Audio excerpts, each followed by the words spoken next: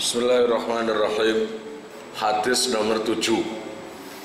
Al-Hadisus Sabi' An Abdillah An Abdis Samad bin Mughaffal, dari Abdis Samad bin Mughaffal.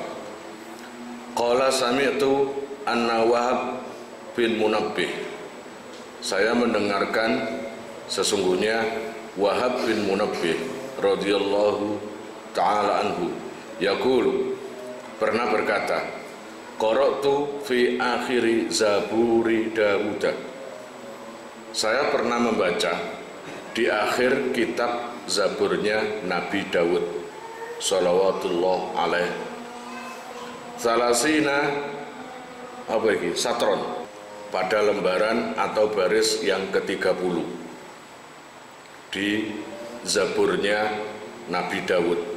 Zabur itu berisi bukan seperti Injil atau Al-Quran atau Taurat, itu bukan seperti itu. Tapi Zabur itu berisi kidung-kidung syair. Kalau dilakukan itu enak. Makanya diberikan ke Nabi yang suaranya dahsyat, enak, yaitu Nabiullah Dawud alaihissalam. Nabiullah Dawud itu ayahnya Nabi Sulaiman, orang yang terkenal pemberani, kuat, sejak kecil pemberani. Dan kalau melantunkan ayat kitab sucinya, yaitu Zabur, maka segala apa yang bergerak akan berhenti, karena ikut mendengarkan suara Nabi Dawud. Termasuk burung di tengah-tengah terbang langsung menukik ke bawah, turun dan mendekat ke Nabi Dawud, ikut mendengarkan. Bahkan di salah satu tafsir menjelaskan, kalau Nabi Dawud membaca Zabur, kalau dibacanya di samping kali atau sungai yang deras airnya, maka seakan berhenti. Atau angin yang lagi menerpa pohon, daunnya bergoyang-goyang.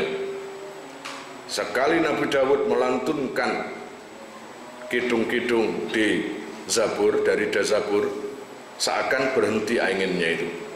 Semuanya ikut mendengarkan lantunan suara Nabi Dawud.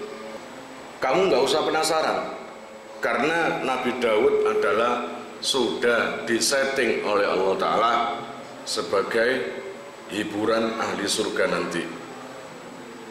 Ketika kalian itu berada di surga akan mendapat undangan, ini kata tafsir,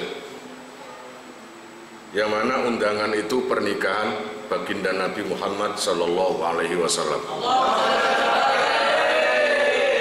Adapun siapa nanti yang dinikahi Kanjeng Nabi itu khilaf, banyak perbedaan. Gitu. Salah satunya menikah dengan Maryam, ibunda Isa alaihissalam. Lalu menikah dengan Asia. Terus siapa lagi? Saya nggak tahu, saya lupa. Maka di malam pernikahan atau resepsinya Kanjeng Nabi itu, ibaratnya nang kene ono gambus yang seperti kemarin itu. Kalau di surga, acara inti hiburan daripada ahli surga nanti adalah melantunkan atau mendengarkan lantunan Nabi Dawud membaca kitab Zabur itu. Jadi nggak usah penasaran. Kalau memang kamu ahli surga, nanti bisa mendengar, gitu ya. Semoga kalian nanti VIP di undangan, nanti kalian mendengarkan lantunan langsung Nabi Dawud dan no iso kursi ngarep dewi, ya, itu sebelum ahli surga. Acara intinya hiburannya adalah melihat langsung Gusti Allah, gitu ya. Di kitab Badul Amali sudah ada sairannya, yarahul mu'minuna bi ghairi kaifin wa idrakin wa darbin min misali. Itu di akhir kitab Zabur ini ada tulisan yang mana tulisan itu atau kidung itu menjelaskan tentang pertanyaan Allah kepada Daud, kepada sing punya kitab ini, Daud. Ya Dawudu, itu ya munada yang bertemu dengan isim mufrad, maka doa selengnya harokatin damel dhammah. Ya Dawudu, hei Dawud, gitu tulisannya itu. Hal tadri, apakah kamu tahu? Hal tadri ayyul mu'min ahabbu ilayya an utila hayatahu. Hai Daud, apakah kamu tahu orang-orang yang lebih aku suka panjang umur daripada matinya? Jadi jangan kamu anggap setiap hari ada orang meninggal itu Allah senang. Enggak. Seperti orang tua ketinggalan anak, rasanya itu seperti itu. Jadi Allah Ta'ala sebenarnya mau mewafatkan orang itu berat hati, tapi gimana lagi, namanya sudah takdirnya. Sebenarnya saya enggak, sebenarnya saya keberatan. Ada orang seperti itu, berarti orang itu betul-betul sangat dicintai di bumi dan sangat dicintai Allah. Bahkan Allah yang berhak mencabut nyawa pun agak keberatan, termasuk ya Kanjeng Nabi itu. Apa jawaban Nabi Daud? Qala, maka menjawab Nabi Daud, lah, enggak tahu Gusti. Qala allazi idza qala la ilaha illallah iksamarrat jilduhu warta'adat mafasiluhu. Siapa orang-orang yang dikehendaki atau lebih disukai Allah untuk tetap hidup daripada mati, walaupun Allah tetap paham, yaitu orang-orang yang ketika disebutkan, dibacakan atau dengar kalimat la ilaha illallah itu langsung iksamarrat jilduhu, kulitnya itu langsung mengkerut, warta'adat mafasiluhu, tulang-tulang kaki, tangan, anggota tubuhnya kemeretek, bergetar, kayak orang terlalu suka dan kayak orang terlalu takut. Gitu. Nggak ada orang seperti itu, jarang. Saya pernah membaca di salah satu kitab, tidak ada orang yang habis wudhu sepucat Ali Zainal Abidin, yaitu cucunya Sayyidina Ali. Beliau itu kalau mau sholat habis wudhu pucat wajahnya, pucat, sangat pucat, kayak orang mati gitu. Sampai yang namanya pembantunya, khodamnya tanya, ya Sayyidi, biasai putune Kanjeng Nabi, anak-anaknya Kanjeng Nabi ambil putune dan keturunan Nabi di zaman dulu panggilannya itu ya benar Rasul, wahai putra Rasulullah, kenapa setiap sampean habis wudhu wajah sampean pucat, putih pucat, seakan sudah mati? Beliau menjawab, ya khatimi, wahai khatamku, sholat itu menghadap siapa? Menghadap Allah, ya benar Rasul. Akankah aku memperlihatkan wajah suka? Akankah saya memperlihatkan wajah riang di saat saya ini masih bergelantungan dosa, masih ketempelan dosa, dan saat ini menghadap Allah? Ada nggak orang seperti itu? Nggak ada. Kamu habis wudu jawil-jawilan ambek kanca, guyon pelayonan wis biasa umum. Tapi no Ali Zainal Abidin enggak, pucet. Ya ini sama dengan orang-orang yang sebenarnya dipertahankan Allah untuk hidup. Kalaupun waktunya meninggal, ya sudah dicabut aja. Tapi Allah sebenarnya masih ingin dia itu masih hidup sebagai perhiasan bumi yang memperindah bumi. Kita ini sebagai apa? Apakah bagian yang memperindah bumi atau bagian yang mengotori bumi? Itu kan kita sendiri yang ada, paham? Jadi kalau dibacakan la ilaha illallah, kulitnya itu langsung ngeret, kelihatan kalau ada rasa takut. Kemudian warta'adat mafasiluh, seluruh tulang-tulang tubuhnya itu kemeretek kayak wong gemetar. Nah itu loh. Fa ini akrahu lahu bidzalikal maut. Kata Allah, sesungguhnya aku enggak suka dia mati. Saya menginginkan dia itu hidup terus agar bisa menaungi orang-orang yang ada di bumi. Tapi jasad atau kematian ada waktunya. Kalau sudah ada waktunya, ya sudah. Kama yakrahul walid biwaladihi, seperti ketidaksukaan seorang bapak ketika ketinggal anaknya meninggal. Seperti itu rasanya. Itu. Ali Zainal Abidin diarani As-Sajjad. Salah satu kitab, di salah satu kitab yang pernah saya baca, beliau itu selalu merasa digantungi dosa, merasa selalu ketempelan dosa terus, padahal Allah sudah mengampuni. Makanya dia kalau sholat di depan Ka'bah nggak ada hitungan rakaatnya, sampai yang nunggu capek. Wahai anakku, kapan kamu selesai sujudnya? Nggak akan selesai. Kapan kamu sholatnya selesai? Nggak akan selesai. Sebenarnya apa yang terjadi padamu? Kok terus-terusan kayak gini? Sambil menangis, mesesegen, saya merasa dosa saya sangat berat, sangat banyak, dan saya merasa Allah masih belum mengampuni.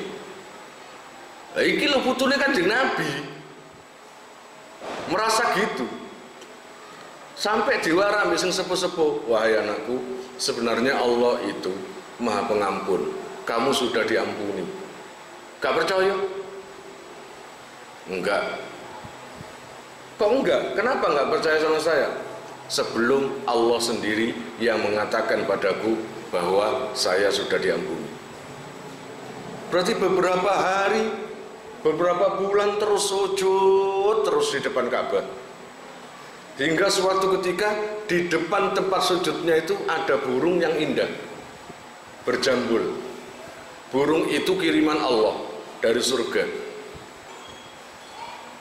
Lalu burung itu disamperin, dideketi. Yang mana burung itu sambil paruhnya itu nyocok amplop. Jadi amplop dicocok gitu. Jadi mendekat ke Zainal Abidin. Surat itu diberikan ke Zainal Abidin. Lalu dibuka surat itu, amplop itu. Nah, isinya surat itu, qad ghafartu laka ya Zainal Abidin. Aku telah mengampuni kamu Zainal Abidin. Itu. Dari situ selesai sholatnya.